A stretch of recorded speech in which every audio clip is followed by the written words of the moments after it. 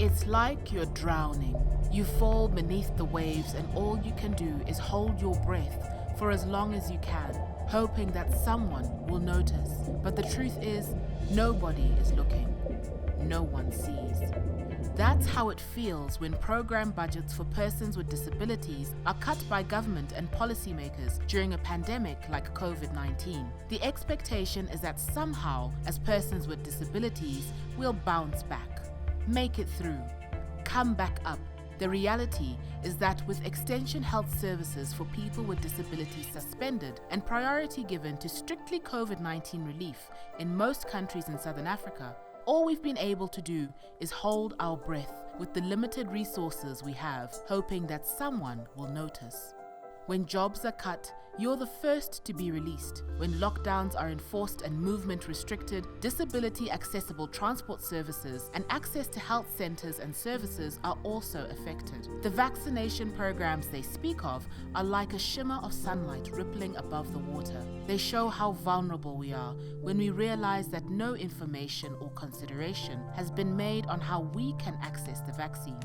Instead, the priority and focus is on age demographics and other sectors.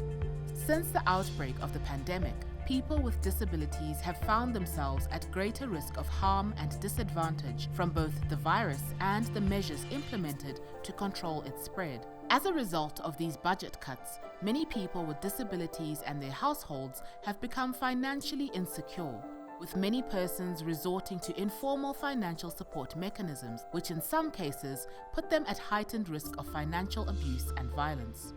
Budget cuts exacerbate restrictions on movement and significantly increase the demand for social assistance. The most referenced barriers to social protection during the pandemic include inaccessible communications about social protection schemes, physically inaccessible or unsafe collection points, barriers to registration, and ineligibility for support in addition to disability benefits. Food security is also affected by budget cuts since assistance and support from family members who are no longer working is reduced due to the pandemic, leading to some persons with disabilities reporting reduced food consumption to 1 meal per day.